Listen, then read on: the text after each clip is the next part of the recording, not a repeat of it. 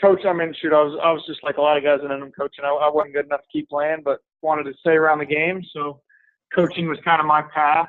And really, once I finished, I started looking for a GA job. I applied to grad school at OU and Texas A&M and places I thought, I could, if I got an opportunity, I'd already be in school. It would help me get one of those GA spots. And then knew some guys at Tulsa, and one of them said, there's not an opening now, but there's going to be in the summer. This was like spring right after I finished playing. And so I emailed Blankenship and said, he had just gotten the job, and I said, yeah, I'd love to do whatever I can before you get coffee, clean the dry erase boards, whatever I can do. And I sent this long email. He just responds, come see me. So the next morning, I'm in Norman at the time. The next morning, I get in my car, show up at 8 a.m., sitting in front of Mickey, the secretary, Brady, you remember her? Absolutely. And she said, do you have an appointment? I was like, no, not really, but he just told me to come see him. And so I sat in, talked to him, told him my story, all that. And he put me in with he's like, yeah, you're more than welcome to volunteer your time and hang out and do whatever you can. And so I started working with Blair Philbrook at the time, who was our DFO, was just kind of his assistant, hanging around, doing whatever I could, got involved with camps when the summer came around. And then the GA at the time that was coaching quarterbacks was James Killian. Mm-hmm. And James left to go to LSU to be with Steve Cragthorpe, who he played for. Mm-hmm. And so at that time, I'd been helping out for 3 or 4 months, whatever it was, and Coach Blankenship wanted to give me that opportunity to slide into the GA quarterback role. So kind of how I got going there. And it was just it was awesome for me working with Coach Blank. And he gave me quite a bit of responsibility, which was pretty cool working with quarterbacks, especially, being 1 year removed from playing and all that. But I'd played in the same conference and stuff like that. So that was pretty cool getting to, game plan against teams that I was familiar with for the last 2 years, spending my time at Marshall. And then from there, I just had a chance to meet Chip Kelly when he was still in his last year at Oregon. It was the summer before he was in his last year at Oregon. Met him while I was hanging out at my brother's office down at the Dolphins at the time. And then finished my second year at Tulsa. I'm trying to think of the timeline. I guess it was January, February, whatever it was. Chip took the job in Philly. And between him and another guy that was a GA with him at Oregon that he'd taken to Philly, they were talking about how they envisioned their staff, had a quality control role. They envisioned it being a young guy that could, grow into a coaching position, however that looked for them. And between the two of them, somehow my name came up. They called me, said, would you be interested? I, of course, said yes. Pretty sure I quit going to grad school classes at that time. I mean, they hadn't even offered me a job yet. And I just said, I'm not going to school anymore. I hope this thing works out, because if it didn't, I probably would have been put on like some sort of academic probation. So worked out well, and I got a chance to go up there. Started, so that was 2013. That was my first year there, and we made the playoffs, and things were great. We were, changing NFL football at the time, and then things quickly went south, and that staff, we were all let go in 2015. I was fortunate enough to be under contract to be a quality control, and got a chance to stay on with Coach Peterson. So started plugging away, spent 2 years as the assistant quarterback coach, and then our quarterback coach after the Super Bowl had a chance to go be the office coordinator for the Vikings, and Coach Peterson called me that night. It was the night after the parade, which was an unbelievable experience in itself, and so got a chance to become the quarterback coach. So fired up to be working with Carson Wentz and Nick Foles and Nate Sudfeld in our quarterback room, and keep learning from Coach Peterson. We've had a lot of guys on talk about, GA in college or quality control in college, but none that have done that sort of a role in the NFL. So I'm kind of curious, and I don't know of anyone else that has ever done that. So kind of what did it entail for you while you were doing that with the Eagles? Yeah, it's really similar. I mean, it's a lot like being a GA. I'd say the one difference is with the league, we don't have any – you're not recruiting. Now, you do spend that time scouting. Like in the off season, we're scouting, and we're watching we go through a period of free agency, and then we go through a period of evaluating college guys coming out for the draft. So that's kind of our recruiting, but that's 2 to 3 months. We have a scouting department that handles it the rest of the year. So in season, it's all ball all the time. You're not chasing recruits, looking at tape, evaluating guys like you have to do in college. So from a standpoint of just learning X's and O's and game planning and scheming, and from that standpoint, the NFL is awesome because it's 24/7 all football. And so for me, being in the room, sitting in the corner of the room, keeping your mouth shut, taking notes, it's a dream come true for somebody. But at the same time, I'm putting together playbooks. I'm putting together Visio pass drawings every single night. 40 play installs going in the next morning. You got to get done, and so there's still the same task that you probably have as a GA, but I would say from a learning standpoint, it is accelerated more. So I remember driving around Tulsa, our campus at Tulsa, in the golf cart we had, checking on classes. That's not something we're doing. This is their job. Our guys are in the building. Their work day, I guess, is 8 to 5. Obviously, a lot of guys are in before and after that, but it's their job. You're not chasing anybody around, doing anything like that. So you're just talking football, watching football, and around guys that love ball. So it's awesome. Coach, what's it like, a little bit differently as far as coaching style, having to coach grown men? I mean, obviously you've got a few younger guys, but you're also going to have some of those, 8, 10, 12-year vets, Yeah. Explain some of the difference between, having to chase your high school guys around, coaching your college guys, and now you're having to do the guys that do it for a living. Well, one of the big things I think is, I've thought about it a couple times. It's really a scheme league. There's not a lot of times I'm sitting there talking mechanics with Carson. Now there are some things where we're talking to in the off season. Obviously, we're focusing on things like that, but there's not a lot of guys that come in and I have to teach how to throw, how to take a drop. We have to teach how to do things for the most part. Now there are some instances that would surprise you, but for the most part, these guys know what they're doing. They come in ready to play. We pick guys that they do what we want. So from a standpoint of teaching skills and fundamentals, I mean, it's probably, from that standpoint, maybe easier than high school. High school, you got Billy that shows up and has never played football in his life and just wants to be part of the team. You have to teach all that. So that right there, I have all the respect in the world for high school, college coaches, youth coaches, whatever it is, because you're having to do that. But, these guys, it's their job. And if you can help them perform well, they know that you know what you're talking about, can help them play better and ultimately earn a paycheck and win games and continue their career, then they're all on board.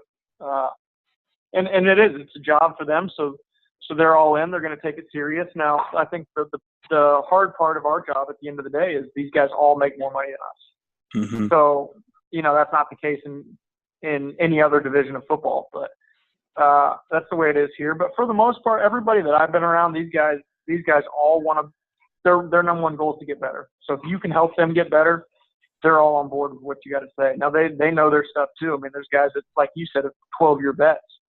They've heard it inside and out. They've seen it inside and out. So they're going to hit you with the question every once in a while, what do I do if I see this pressure out of this guy? And that's something we haven't thought about because we haven't seen that in 4 years. Well, this guy saw it in year 2 of his 14-year career, whatever it may be. So you got to have an answer for stuff like that. But, again, that's where it comes back to. It's 24/7 ball for us. So we get a chance to go through a lot of those things. And you get guys that they're not necessarily combative, but they want to know the answer. They do a great job of bringing up suggestions or having answers themselves that they present to you. And so that's kind of where the partnership of coach and player comes together there, and making sure you have, I guess you've uncovered every bone of a play or a protection, whatever it may be. So as long as you're on your stuff, these guys are great to work with because they're so smart and so dialed into it. Coach, obviously there's other coaches that are looking to you, and they see a guy that was a GA, a non-paid GA at Tulsa, now coaching in the NFL, a quarterback's coach. So what's some advice maybe that you could give some guys? I know one thing that you said that was awesome to me was, Blankenship gave you a shot to meet with them, and you didn't wait to schedule a time. You were just there the next day really early. So obviously grinding it out and just going to work. But what are some good advice to give to a guy that says he wants to be a really good coach and move up the ladder, whatever that means to him? Yeah. I think as a young guy, it was just huge for me just to be around guys that obviously had a lot more experience than I had. So really being in the room, sitting around the table with Coach Blankenship, Denver Johnson, Scott Downing, guys that had just done it when I was at the University of Tulsa. sitting around and just soaking up their knowledge, asking them questions, asking them about the experiences they've had, being able to learn from their experiences. Obviously, I'm a younger guy. I don't have as much experience as some of those guys. I love to sit and watch film. So a lot of my ideas come from stuff I've seen other people do. As you get older, I think a lot of ideas come from things you've done in the past. So I'm always trying to make up ground and trying to learn as much as I can. When I was a GA, I love to just sit in the back of the room, keep my mouth shut, and write everything down.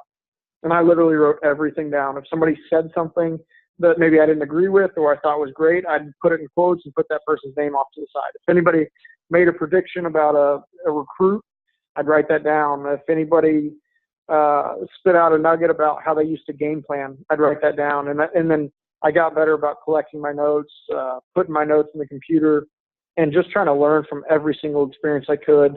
And then ultimately, I wanted to work hard and be nice to people. I felt like if you just work your tail off, you're good to people. People are going to be good to you. People are going to look out for you. And that's kind of what you need. I mean, obviously, it's a network business. We'd love to say that the best coaches get the best jobs, but that's not necessarily the case. You know, you got to be in the right situation. You got to, at times, know the right people. But if you work hard, you're nice to people, you're good to people, I think for the most part, things are going to work out in your favor. And you'll get put in the right situation. The right situation may be on a Super Bowl staff. The right situation may be working for Coach Blankenship at Owasso High School. You know, everybody's perfect situation is different, based on their family, based on their needs, based on their goals, whatever that is. But I think the best piece of advice I could give is work hard and be nice to people. So you get drafted. Obviously, you go up there to mini camp. Talk a little bit about how the mini camp and the fall camp has changed from your days to what it is now. Because I think people will get a great laugh from that, and I'm sure it brings back great memories for you too. Well, well, we could talk about this for the whole rest of the hour. But my very first mini camp practice, like I said, it was 48 hours later, right? I was sitting in my house at Broken Arrow, and I'm going through practice, and I bet there were probably 60 players there at that first mini camp practice, right? You had the 45-man roster from the year before, the draft picks, and a few free agents. And so, I mean, you're immediately in the second huddle. I mean, there's no right. So yeah, I don't know, about halfway through that very first practice, the strength coach, but I'm not in the reps now, I'm not in the huddle. The strength coach goes to me and goes, Alexander. I'm like, yeah. He goes, start a fight. Okay, start a. So, right, I'm in the next time I'm in the huddle. Right, the pass play. Who do you pick out to start a fight? I say, who do you pick out to start a fight? Yeah, you better be careful in that defense. This is even a great story, right? So I don't know. The second play I'm in there, right? It's a pass. The ball is thrown, and the defensive lineman I'm blocking turns and goes to chase. And of course, I just shove him as hard as I can in the back. And he turns around and grabs me and throws me about 7 yards. Right, and of course the fight is on. It was a guy. He was in. I had no idea who the guy was. He was in about his 12th year. His name was Kenny Clark. He had played on the 1980 Philadelphia Eagles Super Bowl team. Right, he was kind of a legend, local legend around there. He was never a great player, but he was a nose guard. He'd been there for 12 years. Played on the Super Bowl team in '80. And so after my first practice. After practice, Buddy Ryan gets up there, and he kind of talks real quiet. And he says, "Well, we were going to run, but since old Broken Stick over there got us in a fight, we'll just take him in for the rest of the day." So I earned a nickname in about 2 hours with Buddy Ryan. So my nickname was Broken Stick because I was from Broken Arrow for the next 5 years. But you guys were, that was the big thing, right? If you had a nickname, you were doing all right. Yeah, Buddy Ryan, he never called anybody by their name. Nobody, right? If you were on good terms with Buddy, he had a nickname for you. If you're in the doghouse, he just called you by your number. right? So for the whole 5 years I was under Buddy, he called Renton Hunt Cunningham number 12. Come on, 12, you got to come on, 12, you got to make a play. Come on, 12. So yeah, that's just the way it was. And you guys talked about how practices were back then. Let me tell you, Coach Walls and Coach Harper, if at Broken Arrow, if we had one practice, one practice that I went through at training camp under Buddy Ryan, halfway through there, every mom in Broken Arrow would be up there in arms about how Coach Alexander was treating their kids. Yeah.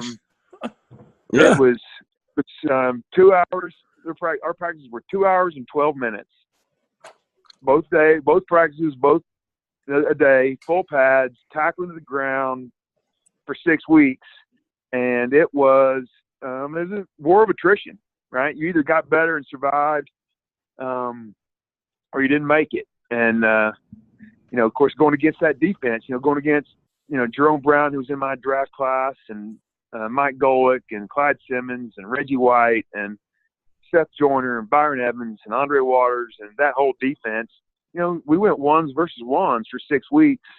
Well, you had to get really good in a hurry. And, we had some really, really good football teams, but boy, practices were rough. I would know in the middle of training camp, I wouldn't know if it was Monday, Tuesday, Sunday, and it didn't matter. But the next day was just going to be exactly like the last one. Full pads. All right, we're in full pads. Yeah, full pads. Hey, we've got inside run, we've got blitz pickup, we've got team, and we got 2-minute drill. Perfect. All right, let's go. How many up downs am I going to have to do to warm up? Yeah, and then and the warm up, right? Buddy called them. The linemen, we had to do 50 up downs for warm ups at practice, beginning of practice. That's what Buddy called them up downs, and they weren't up downs like we do. We didn't touch our chest. Buddy was an ex-military guy. So our up downs in Philadelphia were really the Army squat thrusts, right? The 1, 2, 3, 1, right? You put your hands down, you kick your feet back, you pull your feet back up, and you stand up. So we would do 50 up downs before practice. So you do your 50 up downs, on cadence. You get a drink of water, and then they blow a whistle and say, inside run.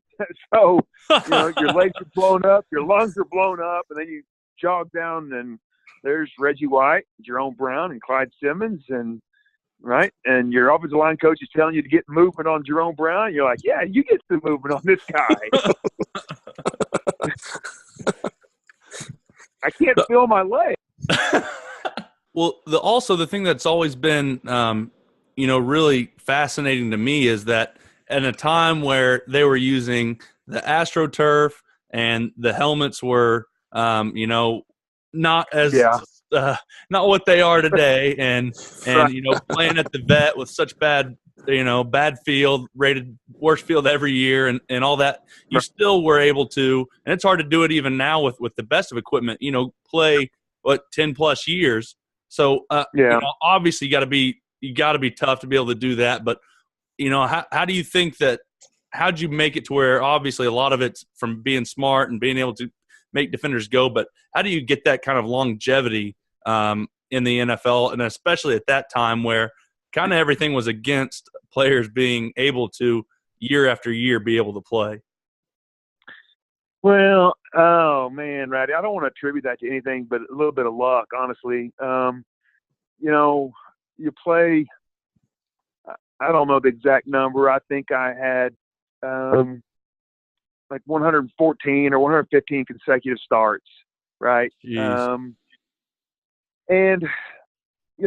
it meant more to me than not playing.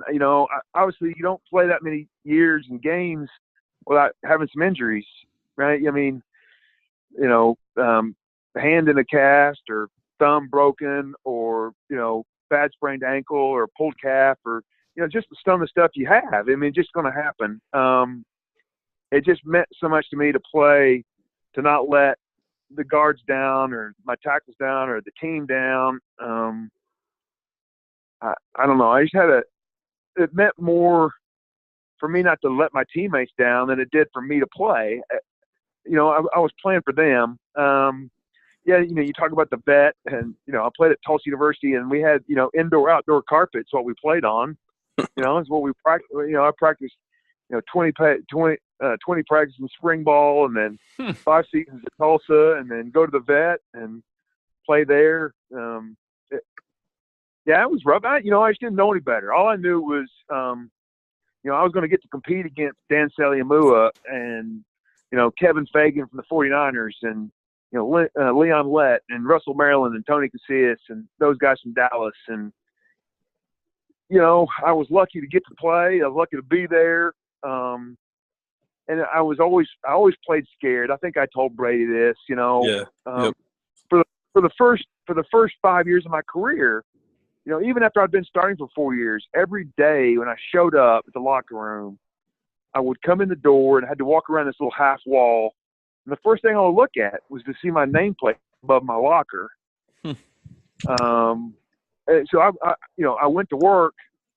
I used the word scared. I don't know about, yeah, I mean, I guess scared to lose my job, right? And, you know, you knew at Philadelphia, you didn't get a phone call that you were getting cut. You know, you showed up to work, and the equipment manager had taken your nameplate down and emptied your locker.